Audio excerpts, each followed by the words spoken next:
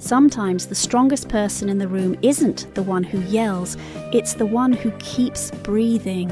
In The Handmaid's Tale, Janine is that quiet heartbeat. She cries, she trembles, she clings, and still, she refuses to break. Today we're unpacking why her weakness is the most powerful weapon against Gilead. I don't even believe they were doing it. It's actually happening. But it did happen. Good morning.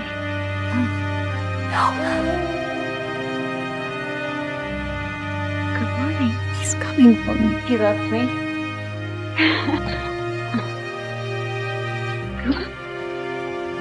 Whose fault was it? How does Janine transform from vulnerable victim to moral compass without ever turning hard? Here's what you'll get. Before Gilead, the mother, the dreamer, the ordinary woman, trauma and breaking point, the red center, the humiliation, the I, fragile yet strong, why instability can be survival, relationships, June, the handmaids, and a mirror for us, acts of courage, choosing love over fear, heart of the story, why tenderness can be resistance. By the end, you'll see Gilead differently, and you'll see Janine differently too. Before Gilead, Janine isn't a fighter or an ideologue, she's painfully ordinary, a young mother balancing work, love and routine in a world already starting to crack. That everyday life is both her anchor and her blind spot. She doesn't expect a revolution, she wants stability. Raise a child, build a future, be allowed to make mistakes without being defined by them. When the regime strikes and mothers are torn from their children, her life becomes one open wound. Janine's core isn't rebellion, it's relationship, her bond with her baby, with warmth, with memory. Here's the irony where others armour themselves in anger. Janine grips tenderness, something Gilead can't regulate.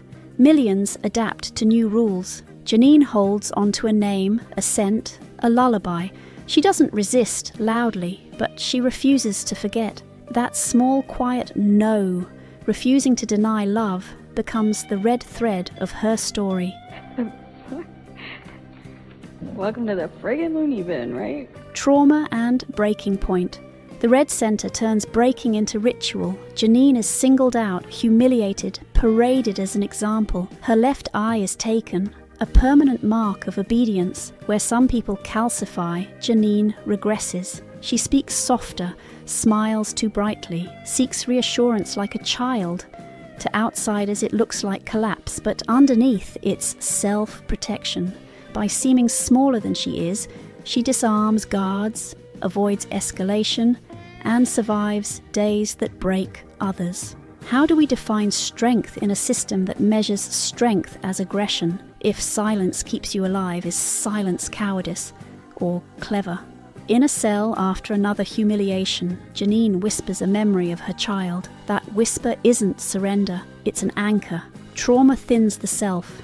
It doesn't erase it. Her breaking point isn't one scene, but drops, orders, ceremonies, losses. Every time the floor gives way, she grabs something soft, not to escape, but to remain herself.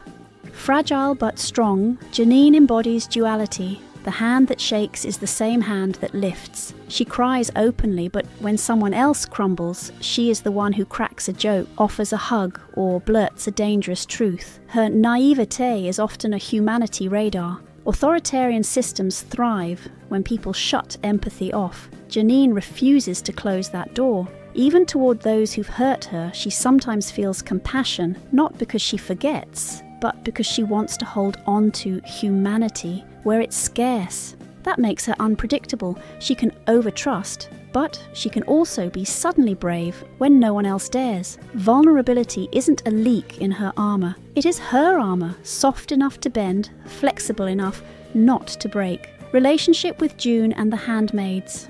The dynamic with June is a hall of mirrors. June often sees Janine as a responsibility, someone who needs protection. But right when June writes her off, Janine surprises with courage or clarity. Their bond becomes a seesaw, care versus autonomy, pragmatism versus hope. Within the group, Janine is an emotional barometer. When everyone hardens, her softness reminds them of what they're trying to bury. Grief, doubt, love. Yes, that can be irritating. No one wants to feel when feeling hurts, but that irritation reveals their own scars. Resistance takes many forms. Smuggling, spying, sabotage. An arm around a shoulder, a whisper, "We've got this." That's resistance too. Janine's presence normalizes humanity, and humanity is exactly what Gilead wants to erase. She fails sometimes, she misjudges sometimes, but even her mistakes force the question, what are we fighting for? Survival alone, or the way we live? Janine's courage isn't swagger, it's taking risks for someone else. When the group freezes, she sometimes says out loud what everyone thinks, or she steps forward to shield someone in the line of fire. Under terror, truth and tenderness are dangerous. Janine chooses them anyway. Her honesty slices through ritualized lies. Her urge to comfort is stronger than her fear of punishment. She's no strategist, she's an emotional sprinter. When it counts, she runs toward danger, toward a helping hand, toward the choice that affirms humanity. Yes, it puts her on the edge, but right there, her essence lights up, better wounded with a conscience than whole and hollow. We often celebrate heroes with swords. What if the real sword is an open heart, in the middle of a machine for pain?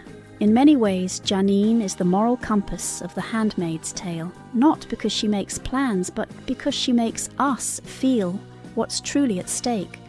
Her suffering shows the price of tyranny. Her survival shows the possibility of hope. Regimes break people by turning them into instruments, bodies, wombs, tasks. Janine refuses to become an object. She cries. She forgives. She fails. She tries again. That isn't passivity. That's moral endurance. Gilead's hypocrisy sharpens the point. It claims to protect life while crushing the living. Janine's softness holds up a mirror. If you're so pro-life, why must I harden my heart to survive in your world? So she becomes not just an individual, but a test for the group, for the viewer, and for the system itself. Thesis hammer. What was it really about? Not shouting loudly, but staying soft in a world that wants to harden you.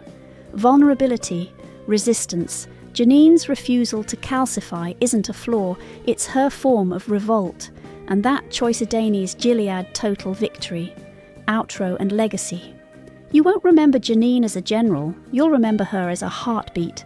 She proves systems can claim bodies, but never fully claim love. She is victim and survivor, not a martyr exactly, but a quiet dissident who keeps choosing humanity, especially when it's dangerous. When you think of Gilead now, remember this: not everyone fights with a fist. Some fight with an open hand. Question for you: in a tyranny, is tenderness courage, naivety, or something radically different? Tell us in the comments. If this deep dive resonated, subscribe, like, and share for more character portraits.